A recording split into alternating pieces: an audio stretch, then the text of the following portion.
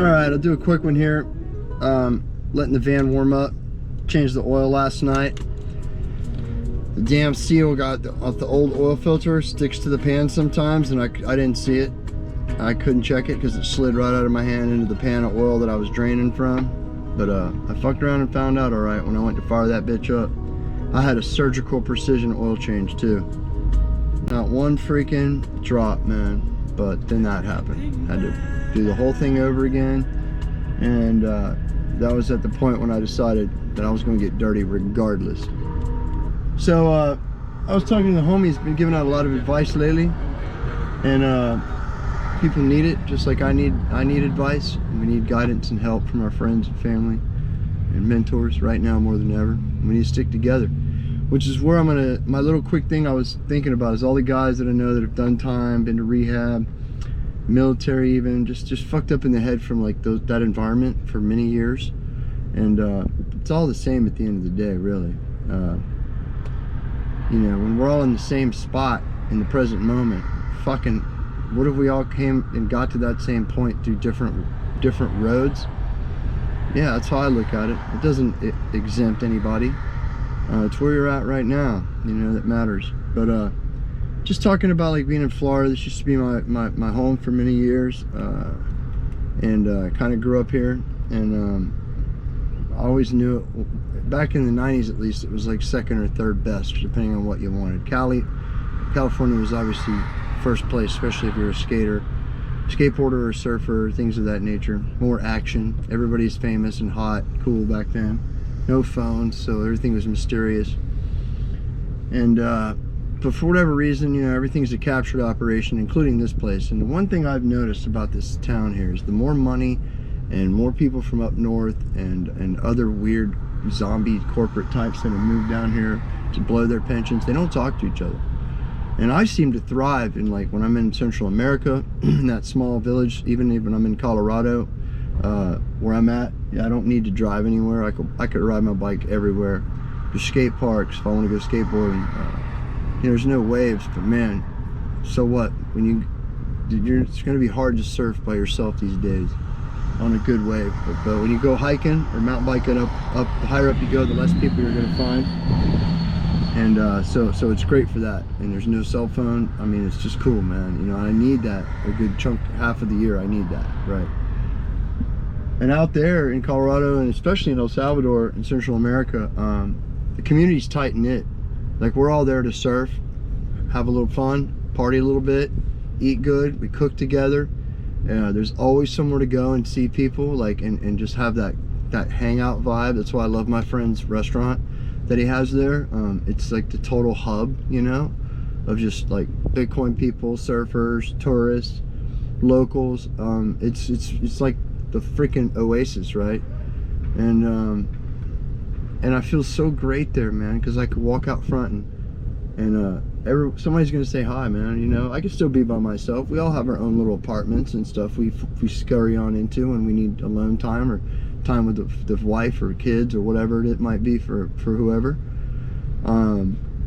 There's a very disconnected feeling in the United States, especially in the East.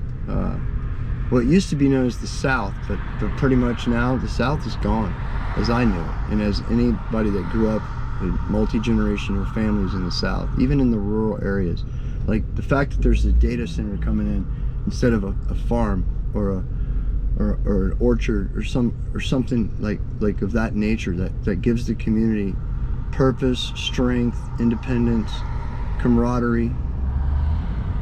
It makes you feel good about yourself to produce something, like, without having to buy it or go third party it. You're outsource it to a corporation and work for a set amount of dollars, and then you have to go give the money back to the same people that paid you. They're the ones that own the shit that you're buying and profiting from both ends of a burning candle. And I just don't like it, and I'm fed up with it. But I use the time to study and read. But I'm on day 20 today that I've been back here. I'll be 21 tomorrow, and I'm probably going to leave no later than Saturday morning. And I'll be heading to Mom's, and then I'll go see Jason, and I'll make my way out to Colorado and see the guys out there. Looking forward to some solitude up there too, and some decent fun to be had with that crew. Because here, all I've had people do is People are isolated. Guys that were my friends just a year or two ago have quit talking to each other. Another guy stole money and lied to my friend and then blamed stuff that didn't even happen, like emotional stuff, and brought that into the reason that his business practices were total violations, and continued to. It wasn't his first time, it was his third time, and nothing hurts worse than letting somebody go, man. Business party ain't that big a deal. I don't give a shit about that. The money is not enough to waste a sweat on. But it's more like, hey bro, it's a different reason. It's more spiritual.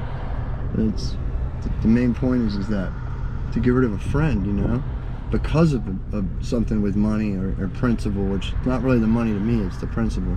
And then to see somebody that you thought was cool just fold, man, like a cheap Temu prom suit, man. I mean, to just fold out, man, and not even have no ownership or like remorse or awareness or accountability, self-accountability.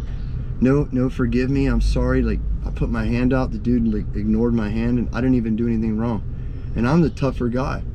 I had white Morpheus energy, and I can turn it on like that, dude. I don't care, honestly. I promise you I don't. But I do, and that's why you never see that side of me unless you really force my hand. But it just hurts, man. And to know that we're so divided, and there's so much downtime here that people just, they judge everybody on your car, your money, how big is your house. It's really fake, man. It's kind of LA. It's turning into kind of like California, LA energy, that toxic energy. And Florida's always had it. It's always been a wannabe. That's why it's a wannabe state. It wants to be the other states so bad. It always has. And now, you know, it kind of got its little whoosh, but at what cost, you know? What's the tab spiritually on this operation, right? So I do better in that convict environment where we're close knit. Like, if you ever can imagine a really cool cell block or jail cell, even though you're doing 10 years, and time flies when you're with a good crew. And you got all these different, like, you got your blacks, you got your Spanish, you got your Asians, you got your white boys, you got some other, you know, your retards, but everybody lives together, man. And there's rules, and they're respected and followed, and then policed with it in. The last thing you do is call somebody else to enforce your policy, your in-house policies, man. That's crazy. That's what cops do, man. You know, they're the security guards of the streets for the banks, and the soldiers are the global security force for the banks. You do what we say, or we're gonna kill you, rape you, blow you up, and scare the fuck out of you, starve you to death until you do. And if you survive, well, then you end up fucked anyways, right? All right, so I do better in those smaller environments. It's not that we can't leave when we want to, but we don't want to, which is the beauty of it.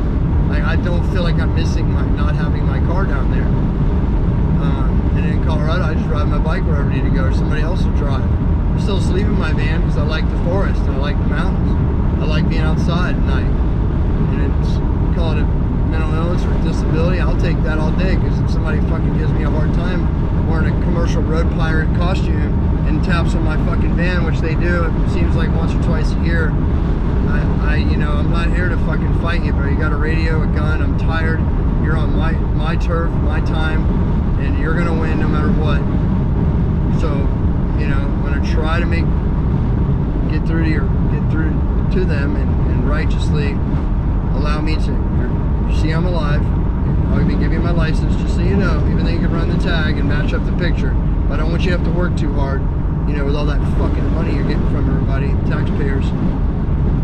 But you know, you don't want to insult their intelligence too bad, but at least they won't call back up on that. As long as you keep your hands where they're, you know, visibly not threatening, and you keep your body language appropriate. Nobody's going to call back up to tell their buddies they just got their ego ripped out from under them by some dude that they underestimated. Alright, love everybody. I'll be checking in soon. You're going to see Big Morph here. Should have some fun times coming.